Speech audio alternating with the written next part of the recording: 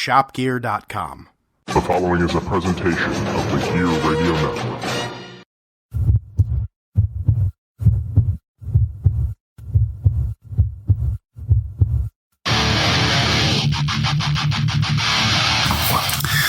Welcome back, Rock Soldiers. This is Robbie Vegas, and another great episode of All Bets Are Off. And before I tell you who we have dropping by today, I just want to say thank you to all of you listeners because we are picking up steam. It's been a great ride so far, and we are having a blast. So today we have a man who I've shared a locker room with multiple times, and he's a great guy. Love having him around, love talking to him.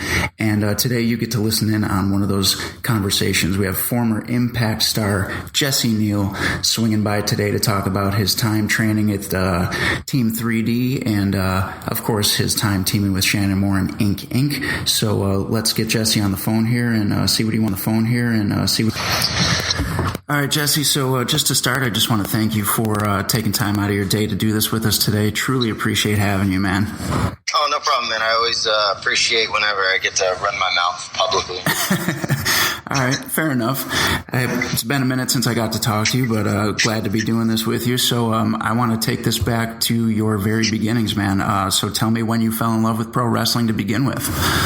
Well, I mean, I was like everybody else. You know, I always watched it when I was a little kid and stuff, but I never really, you know, really got into it until I was older and pretty much seen what it was for what it really is. You know, like I got into the stories and stuff like that. And then I went off to the military and stuff like that. I never thought about I could actually be an athlete or be a wrestler, or, you know what I mean? Because I was always that little kid in school growing up, never made it good in sports or anything like that. But in the military, I started training my ass off, really. And got out, went through a bunch of shit because of the military. And then after that, while I was in, we'd always throw parties at my house and stuff like that. Like, the boys would get together from the ship and stuff. We'd have some steaks and beers and stuff like that. And then, and always talk about wrestling. And I was always like, man, that'd be fucking great if I got to wrestle and this and that. So, it was never really, I'm going to be a wrestler one day. But honestly, after that, after the bombing and stuff like that, a lot of shit went through my head and stuff, and I just said, you know what, I'm going to do it. You know, it was just a dream, but I'm going to make it happen. And then all of a sudden found Team 3D Academy in Kissimmee, Florida, and the rest is history. Okay. And you said that, in the military, and I believe from conversations that me and you have had in the locker room that you were in the Navy, right? Yes. And I was in the Navy. I served on board the USS Cole. And that's what you meant when you said the bombing? Yeah. Oh. Yeah, I was, my ship got bombed October 12, 2000. And, that kind of, like, I was in the Navy. I wanted to be in the Navy. I never had even a doubt in my mind that I would leave the Navy until that happened. Okay, so that was your goal. That's what took you to the Navy. Is you had your eyes set on that. It had nothing to do with wrestling at all at that point. Oh no, not at that point. No, wrestling was just one of those things I watched on TV, and it was always, back in my day, we didn't become celebrity YouTubers and stuff like that. You know what I mean? So it was like, all right, those guys are famous. Okay, cool. I'm not even an athlete, so here I come, Navy. Okay, gotcha. Now you said you trained at Team 3D. So what year did you start training? And can you tell us a little bit about what that was like training at the 3D Academy? Man, I'll tell you, I started there at 2007, I think it was now. Shit, that was forever ago. But man, I'll tell you, as soon as I got there, I thought it was a joke because I drove in the back. It's in the back lot of a gym, okay? And I've lived here my entire life, and I've never heard of this place. Gotcha. But I heard of the gym with the big barbell in the front and stuff like that. So I'm like, all right, let me go over there and check it out. So I go over there and check this place out, and I'm like, where the hell is it? I just see a gym. So I'm going around back. And there's this door, and I think it said some kind of massage something. I'm like, is this like a gimmick? Like, is this funny? Like, somebody playing a joke on me or something? So I'm like, you know what? Screw it. So I go in, and the first person I meet right there to shake my hand was Bubba Ray Dudley. So I'm like, holy shit. I'm like, okay, this is real then. All right, cool. I sat down. I maybe had like a 5-10 minute conversation, showed me around a little bit, met some of the boys, and I'm like, here's my money. Let's start. Never look back since. Awesome. And who else was in the class that you were training in? Anybody notable came out of that class with you? Sam Shaw, he just got signed. He came a little bit after the first class, but he was a part of the first class. Mm-hmm. So he was with us all up and down the road, out of that first group out of Team 3D Academy. Jay Rios, I don't know what they're going by now, man. They're going by so many names now. Cruz, I remember when they were the Bendejos. That shit was funny as hell.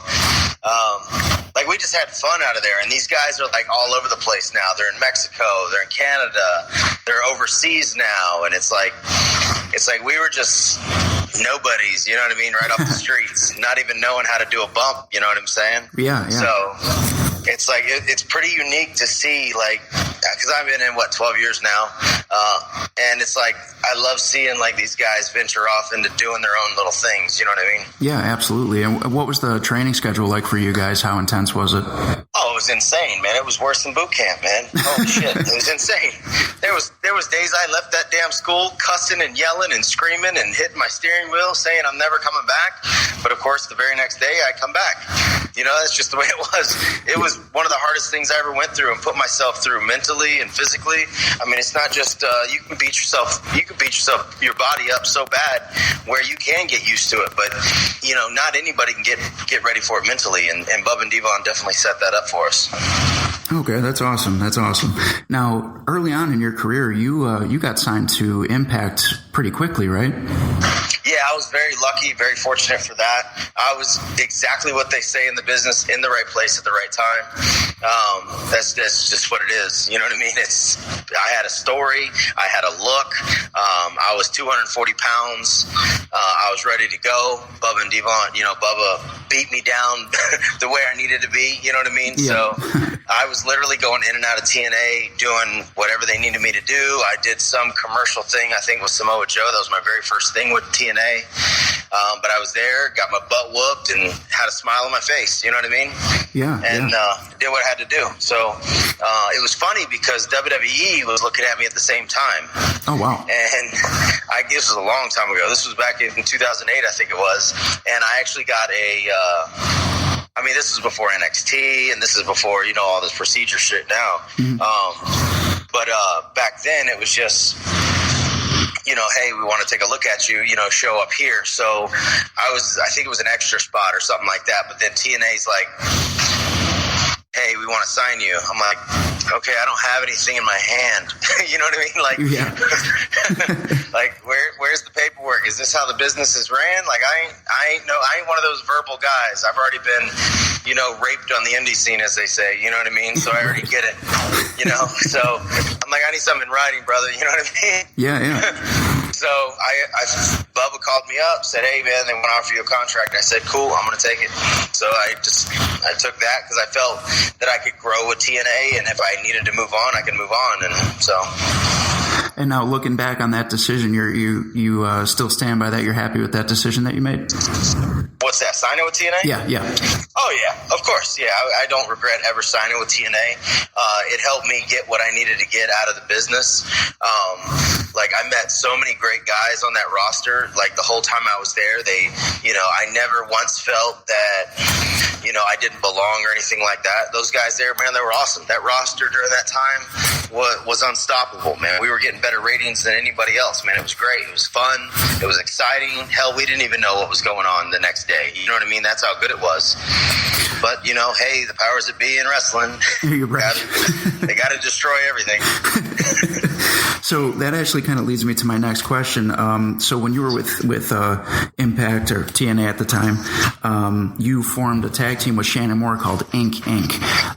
Was that like a brainchild of you and Shannon, or did you guys just kind of get put together? Were you friends outside of Impact, and that's how it came about? Walk me through that. See, what was great about that is ever since Shannon came in, you got to understand, here, let me set the platform here for you.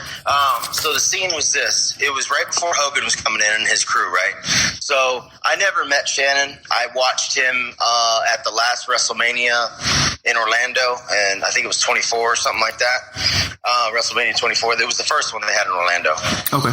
And I went to that one. I actually seen him wrestle in the Battle Royal and stuff there. So it's like I never even really met him. So so it was me, Bubba, Devon, and Rhino. We formed a group. We were bringing back the old ECW type atmosphere and this and that. This is when we were going nuts, just beating the shit out of everything, you know.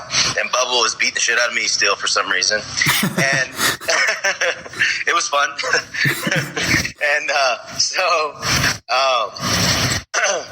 so then all of a sudden Hogan and everybody comes in, and I'm not realizing what's going on because I'm a rookie, you know. I'm still wet behind the ears type of deal. Yeah. You know what I mean? Mm-hmm. But if I was at WCW when WWE came in, you know, I'd be like, oh, okay, what the fuck? What's going on? That's kind of how that's how it felt. You know what I mean? Like, right. Fuck. Am I not a wrestler no more? Like, what's going on? And then I seen Shannon and Jeff come up. We had no clue. Like, I had no idea. You know what I mean? That's how new I was. I didn't even know how to get the inside scoop on the inside scoop. You know what I mean? Yeah. Right. That's how new I was. I didn't fucking know what I was doing. You know what I mean? Yeah. I'm just sitting there like, ooh, we get free catering? Really? Wow. That's awesome. You know what I mean? It makes sense, though, because you got signed almost immediately, so you were still very green. I didn't fucking know anything, bro. I was doing literally the fucking formula spot match that I learned fucking 2 months into wrestling in fucking McClenny, Florida. And you know what I mean? Like, I didn't know what the fuck I was doing. Right. But here's the thing, though. I knew the fundamentals. I knew exactly what I needed to know. I knew the foundation, you know, that we were taught, that we were told to know. You know what I mean? Yeah. And I grew from there, and it's awesome because it's actually a great experience to actually tell new kids right out of the boot, you know what I mean, that's never even had a spotlight or anything, that literally, man, I got yanked right out of it. So that tells you, no matter if you have the heart or if you think that, oh, I don't have a body or I don't have this or I don't have that, I'm not that cookie cutter motherfucker that WWE's looking for. Mm-hmm. Don't fucking worry about that, man. I wasn't. Right. You know what I mean? Yeah, absolutely. I was the exact opposite what they were looking for at the time. They were looking for John Cena number 2. You know what I mean? Yeah. And that's huge. If I had a normal haircut and no tattoos, I'd be up there with him, tagging with him or something, maybe. Yeah, could be. Oh, man. But it was great. I mean, it was a great time. And then, long story short, it's already long. But when the moment Jeff and Shannon drove up in that Lamborghini, Shannon popped out. I go, fuck. there goes my Mohawk tattoo look. Fuck my story, because they don't really give a shit about that right now. So, you know what I'm saying? So I'm like, what the fuck am I going to do? So, but Shannon was awesome. This was backstage. The first day he was there, we shook hands. He was looking at me. We were talking pretty much the whole tapings that first time. And I think right before the very first tapings, we sat down at the table, man. I remember it. And we just started talking. We were just starting shooting shit back and forth, man. And all these ideas started flowing about Ink and kind of the attitude, what we want to do and what we've been wanting to do and stuff like that. Mm-hmm. So. Okay, cool. So you would say the birth of it all was. You have power? Oops, okay. Sorry. No, it's all right. That's all right.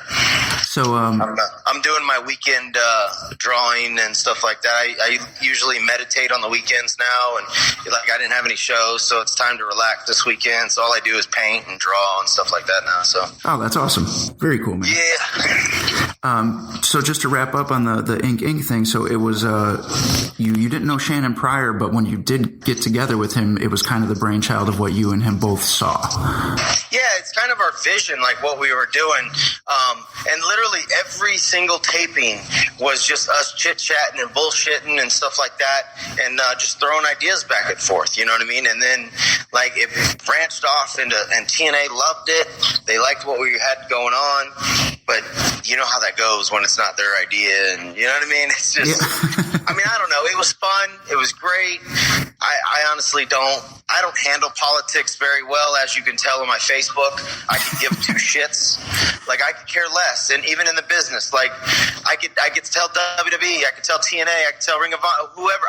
Everybody that knows me in the business, knows that I'm all about respect, especially in the business from day one. I don't give a shit. If I have something to say about somebody, I'll say it on right in their face or something at a show or something like that. If I have have a problem. Which I don't have a problem with anybody because I don't really give a shit. Because I go to wrestling, I entertain, I go to have fun, I get a little bit of change. That's awesome for gas money and food, and I go home and I have a blast. You know what I mean? And it's fun. And I'm saying a message during it and stuff. I don't know where I'm going with this, but hey, I was just going to let you roll, man. Keep going. Yeah, the wrestling business is getting complicated. Oh, I was talking about the politic thing. It's getting too stupid. Like it was getting dumb for me. I didn't know the politics stuff in TNA. I was literally that new where I was just like, man, I love this business.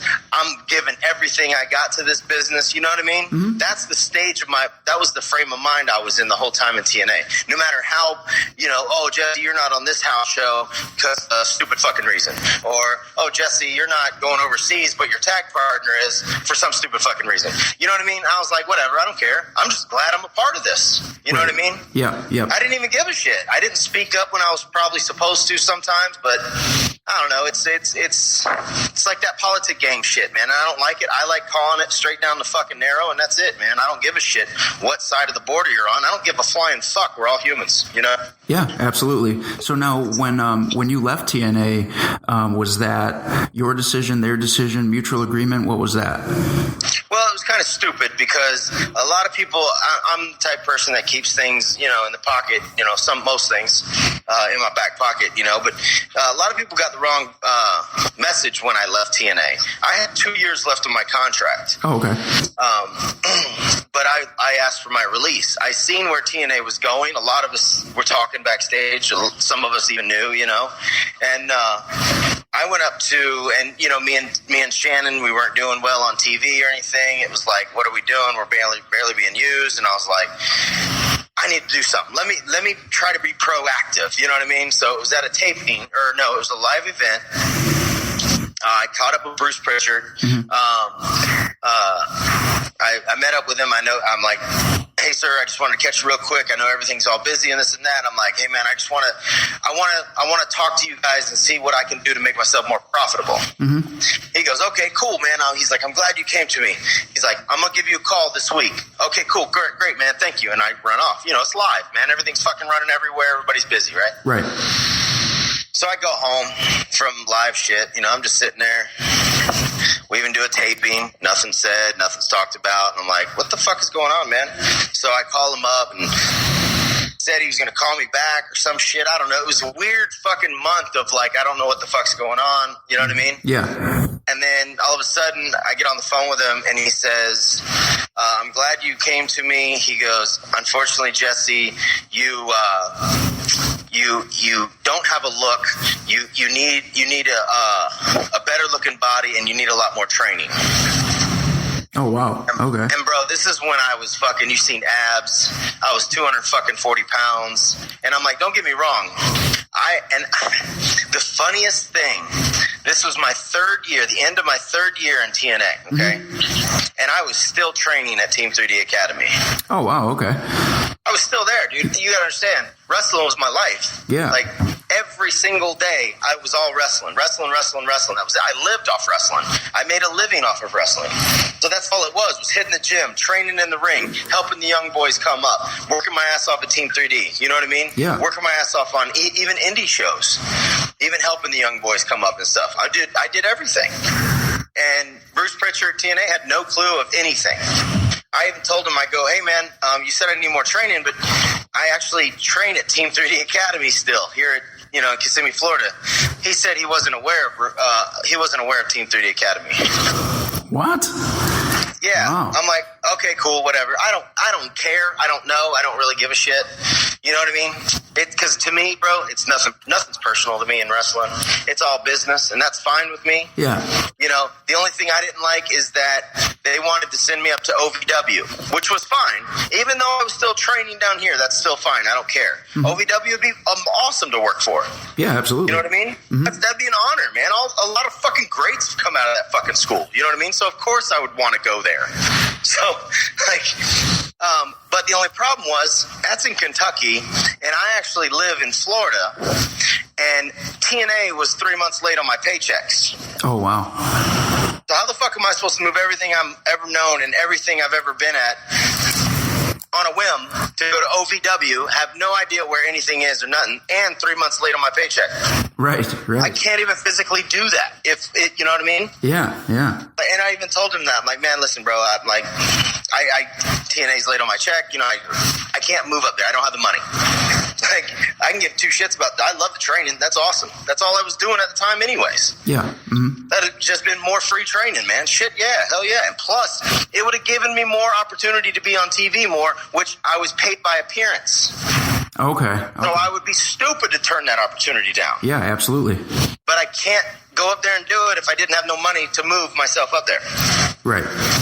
So I'm like, all right, when did you need this? You need this decision? He's like, well, Jesse, I need it kind of like yesterday. I was like, okay, no problem. You know, wrestling's always hurry up. So that's fine. I'm like, give me one night. Let me think about it. Let me try to pull some shit together and stuff like that. He's like, all right, cool. Well, I couldn't pull nothing together. So I was like, you know what? I got to ask for my release because this ain't worth it to me. I'm spending more money than fucking making. So I was taught by some of the best people in this fucking business. If you're spending more money than you're making, what the fuck are you doing? You know what I mean? Yeah, absolutely. So I had to make dude, it was, I can't tell you how hard of a decision. I wanted this my entire life, just to be a second on TV for a certain reason that people can't even fathom right now. Yeah. You know what I mean? Mm-hmm. So to give that up, 2 more years on my contract, just to give it up and ask for my release was a huge decision on my part. Like, it was bad. Like, wow. I didn't want to make that decision, but I couldn't afford it. I couldn't do anything. Yeah, I mean, it makes perfect sense to me. That had to be real tough on you. So how did you end up dealing with that? It sucked, man. I was depressed. I was alone because, my fiance at the time left me and shit. We broke up a little bit there, of course, troubled waters, everything happens. Mm-hmm. Yeah. But it's like everything hit me all at once. I left, and a lot of people don't know this shit either. I lost my house. I lost everything. I lost my vehicle. I lost everything.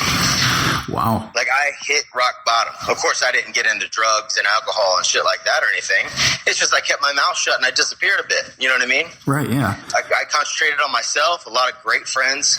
A few great friends helped me out big time. Like, and I stayed with Snake Master, one of my great friends down south. I stayed with him for like 8-9 months in Miami because I had nowhere else to go. But I didn't make this shit public. You know what I mean? I'm not one of those guys that seeks, sympathy from people. Yeah. I sucked it up and kept moving on. Now, at the time, were you trying to put feelers out towards WWE again since they showed interest in you, years prior? Were you trying to get back in contact there? Oh, yeah. I mean, I never once tried to get back to TNA at this time at all. I never tried to suggest any new ideas I had or anything to TNA because I literally wiped the slate clean with them. I'm like, I'm done. Bye. You know what I mean? When I walked away from them. And of course I was feeling out with WWE the whole time. It was a funny story. I got a lot of them apparently, especially when it comes to wrestling. Let it roll. So, and it's true too. And I don't give a shit what anybody thinks. It's honest and it's funny as shit. So they can laugh or whatever they want. I don't give a shit. So when I was down in Miami, I stayed down there with Snake Master a bit, Dana Beach, all down there, Fort Lauderdale. I was hanging out, Miami. I was all over the place there, wrestling all down South Florida. So I was just like, man, I'm in great shape. I had an 8-pack. I was lean. I was jumping and flipping and flopping all over the damn place, killing myself on indie shows and shit. And I'm like, man, I'm in the best shape of my life. I need a change. It's time to push the envelope. So I happened to get Triple H's phone number. Okay. That's not something you hear very often. No, not at all. So I don't know if the next chain of events happened the way I think it is or whatever, but I didn't give a shit at this point. I was living off somebody's couch, man. And I love Snake Master to death, and I know he'll probably hear this, and I hate your fucking bird, man. The whole time I was down there, that damn bird would fucking make a noise, man, all the time. But anyways, that was a nightmare. I wanted to get out of there. But anyway, I love him to death. I mean, I love you, Snake Master. Anyways, he saved my life. But anyways, I got this phone number, right? And I sat on it for like 2 or 3 weeks, and I'm like, I was always taught respect the business, but I was always taught to push the fucking envelope when it needs to be pushed. And I had no food, I had no money, I had no nothing. You know what I mean? Like, they were looking for my truck to repo the motherfucker. Like, it was bad. You know what I'm saying? Yeah. And I just needed to hold on to my truck just one more month, just so I can get to doing what I'm doing and shit, you know? So all of a sudden, I'm standing in Snake Master's driveway, and I'm just at my end. I'm like, you know what? Fuck this. I pull out my phone, and I call Triple H. Wow. And, of course, it goes to voicemail. I don't know if it was his real voicemail or what, but it was an automated thing, and I'm like, you know what? I'm just going to go with this. You know what I mean? So I cut a 1-minute promo right when it beeped, and it was exactly 1 minute. I didn't even mean to or nothing. I literally, not a promo like, hey, brother, hire me, motherfucker, you know, nothing like that. Nothing. It was all respectful, of course. It was just a 1 minute quick, hey, sir, blah, blah, blah, blah, blah, blah, blah. This is me. And then a couple days later, I think it was, I got a phone call from him. Not from Triple H, but from WWE. Oh, wow, okay. Yeah, so I don't know if it was the natural train of events and just a coincidence, which I don't know how that would be a coincidence, but you know what I'm saying? Yeah. So things lined up, things lined up real good with me, right then and there. It made me feel good. It brought me back up, I started eating like a normal human being. You know what I mean? So that was the start of my WWE journey, you know what I'm saying? So, I did some tryouts, I did extra stuff. I mean, I was at the tryout end of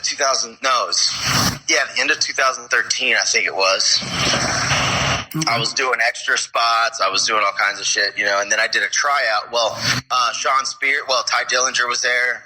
Sean Spears now, he's out of WWE. He was there. Kalisto, Bull James was there. Like all kinds of guys that got signed. Like six guys got signed out of this tryout. And this is my luck, man. So the tryout, 3-day tryout.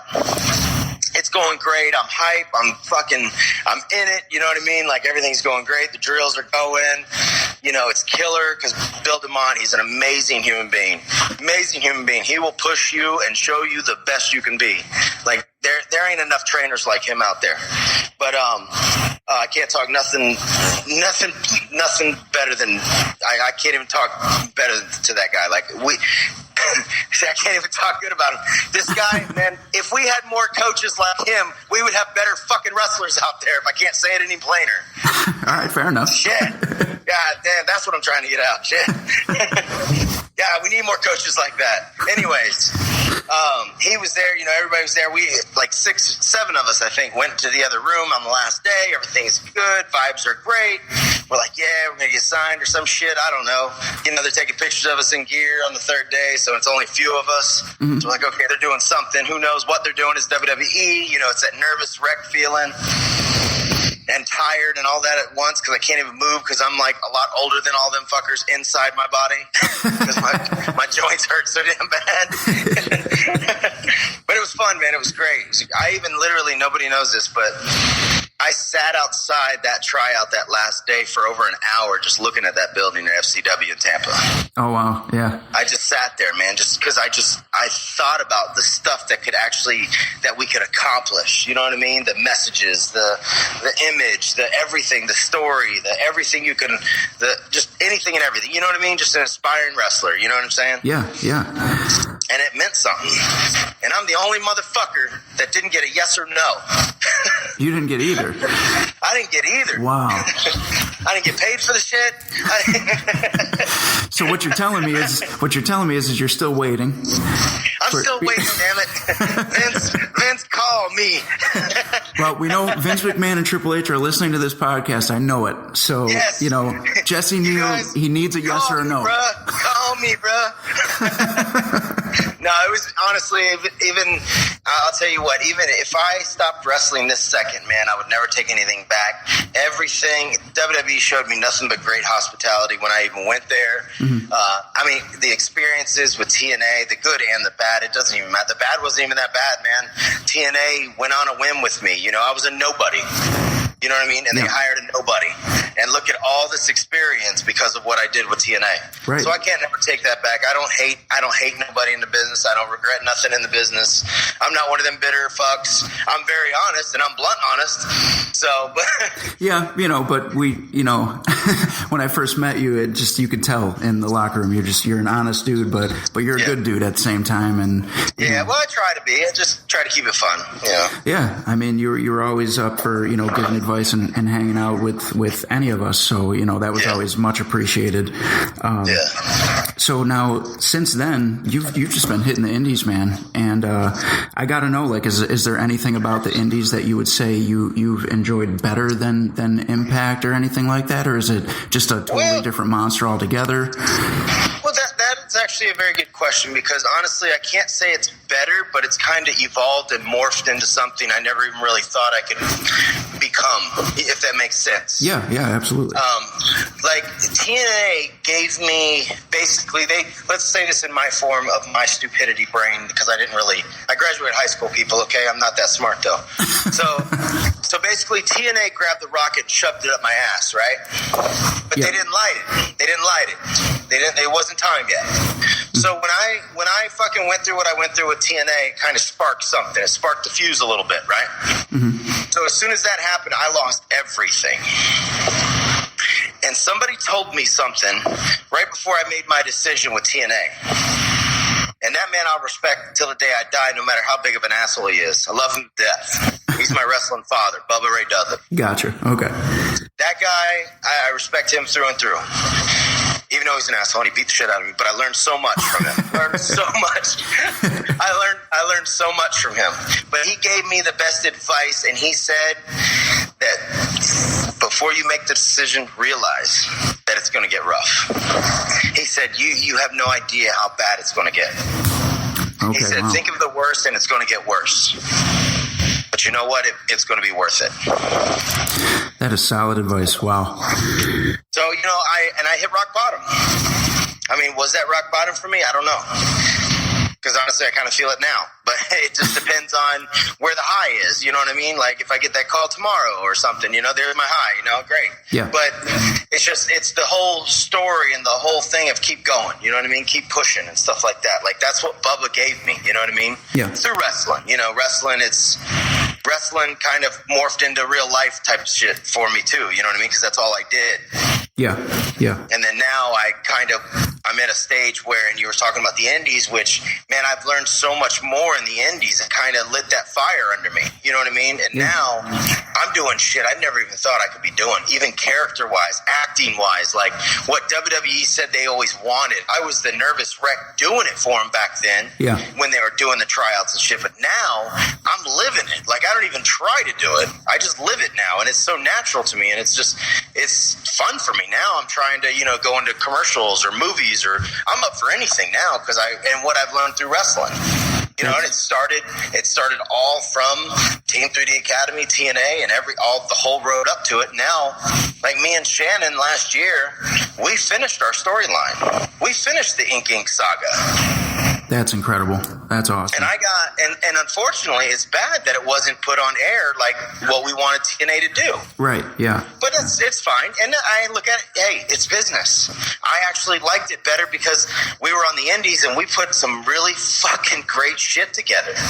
And honestly, the matches we put in, it wouldn't fit on TV. They wouldn't have gave us that time, which is understandable. That's fine. That's business. That's the thing with me. I'm not talking negative. It's just business, and I completely understand it, and that's fine with me. Right. We moved on, and we made something so much great out of it. And I got a buddy of mine. He's actually going to start editing literally 6 months of indies and promos and segments and stuff all together because it's been in my head since we left TNA. That's huge.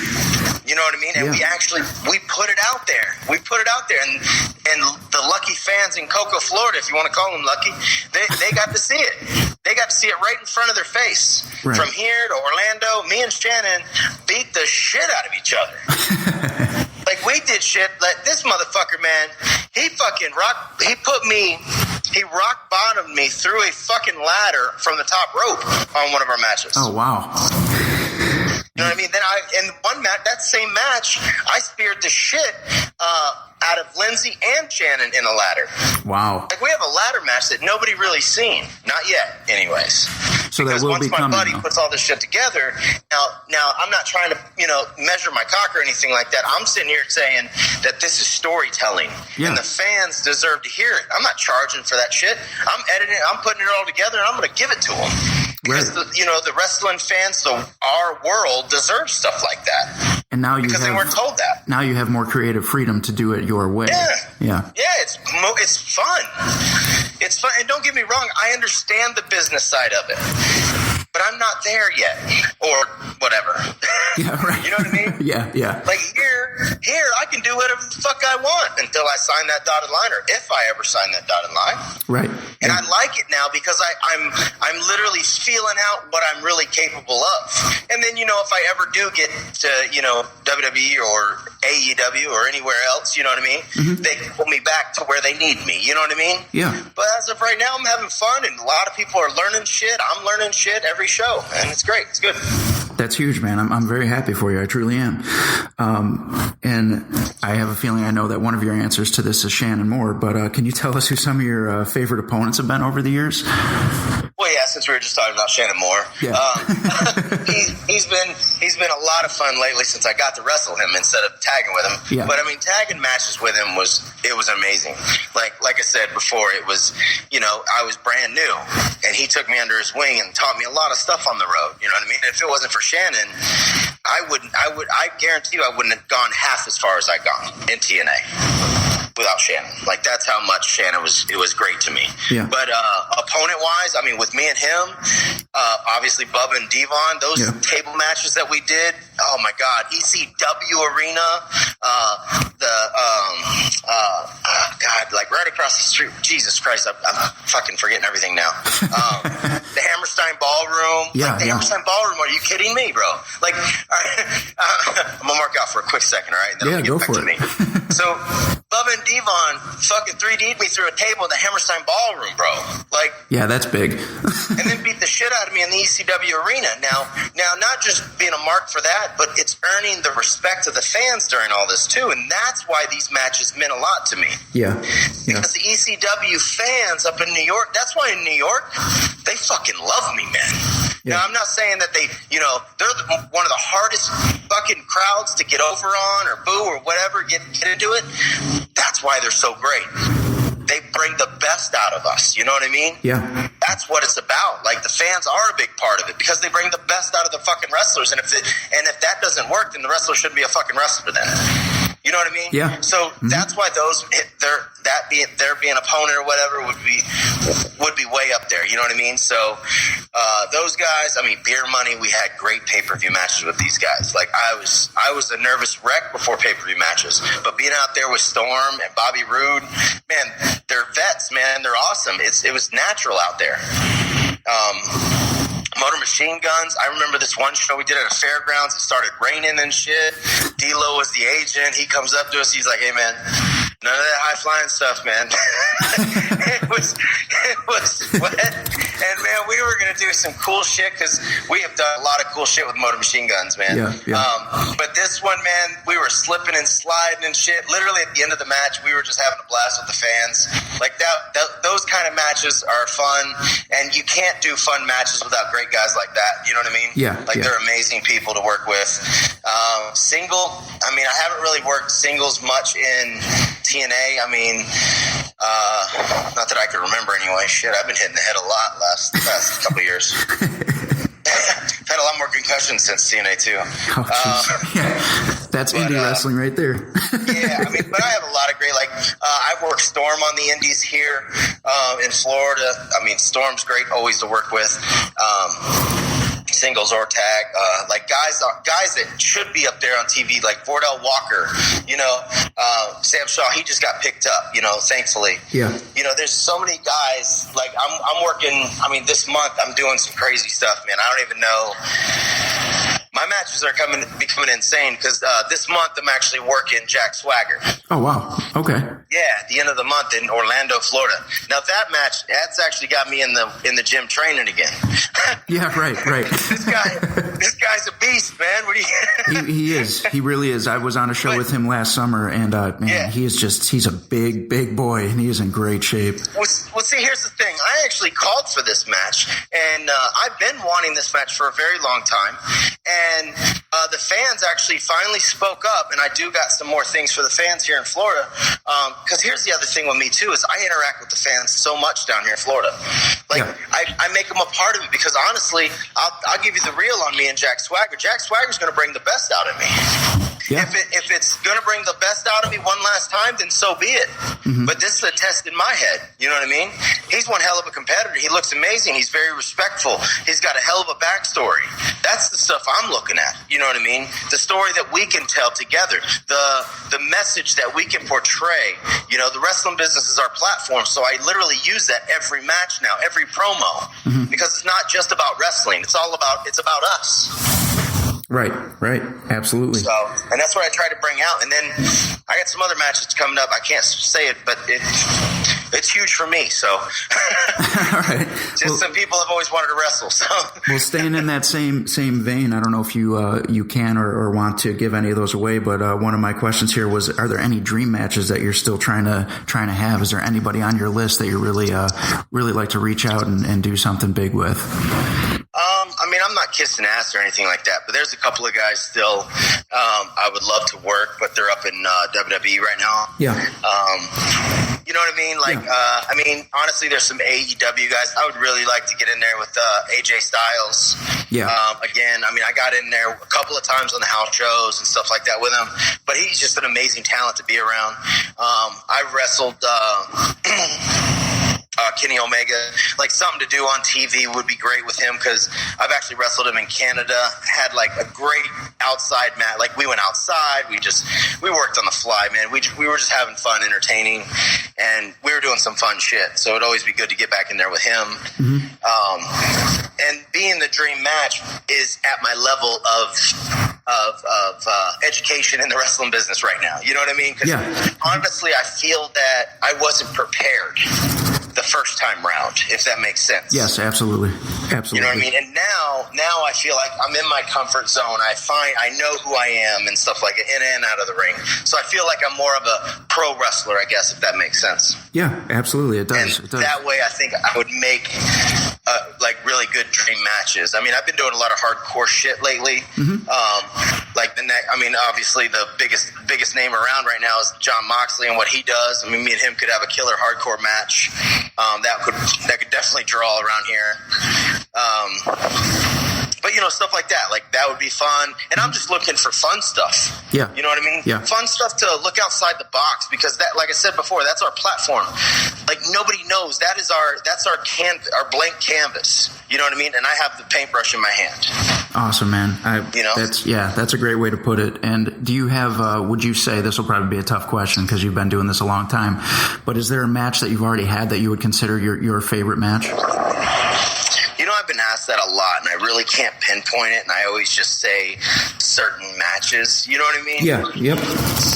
Like, I mean, what me and Shannon did. And the reason why I would pick, if I had to pick one, and it'd just be just one, it would probably be one of the ones we did with Shannon, just because we flowed, man.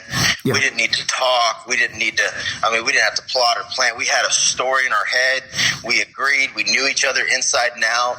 I mean, we could probably do some really cool shit from beyond then, too. But, I had one match I always bring up. I did it, it was right after my tryout with WWE. Yeah. I did it down south. I think it was Deerfield or something, Deer Beach or it was right by Dana Beach down there. Mm-hmm. It's one of those towns that's on the tip of your tongue. You can't really say it. Anyways, down there, we ain't got time. It's down there. I wrestled. Fuck, I don't know. What did Ricky go by back then? Ricky Martinez, or he didn't go by Pitbull now. He goes by a different name now, but Ricky Martinez, man, he's one of my good friends for a very long time. One of my, not friends, but brothers. He's a family, man. We're family, man. And this guy, we bring the best out of each other too, because I'm not one of them cruiserweight spot guy gimmicks, you know what I mean? Like, usually. Yeah. But this guy, I like how I wrestle because I kind of form my style around whoever the hell I'm wrestling a little bit. You know what I mean? To bring out their highlights and stuff. You know what I'm saying? Yeah, absolutely. But what Ricky brought out in me, man, was awesome. Like, we had so much fun in that ring. We flowed. We didn't have to really chat. We were literally making jokes in the ring, and we were fucking running, man. We were doing all kinds of stuff, man. It was crazy. It was a great match, and it never seen. It was on YouTube and stuff. And it was a fun match. That's why it always sticks out in my head. We always end up talking about it on shows too. Every time we do a show, we always end up talking about it. You know how it is. Yeah, absolutely. Of course. Of course. So I guess now what I want you to do is just tell us what's next for you, man. Like, the mic is yours at this point. So whatever you got coming up, plug your social media, whatever big matches you want to talk about. I just want you to wrap this up with letting us know what's going on with you and what you want us to know.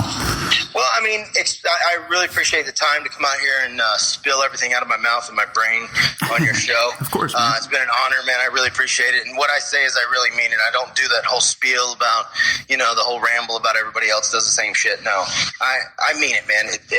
Here's the reason why. It's because it's with a message. Mm-hmm. It's like I'm just a simple guy, man. I'm just a simple guy trying to do a lot of fun shit. and it's kind of been working a little bit. But, I got a lot of good matches coming up. Like I said earlier, Swagger, like, that's going to be a true honor just to step foot in the ring with him. Me and him had kind of an interaction type of deal. Plus, man, when I was coming up just training, I was watching what he was doing on WWE and stuff like that. And I'm like, man, with the whole American thing, We the People, I think it's great.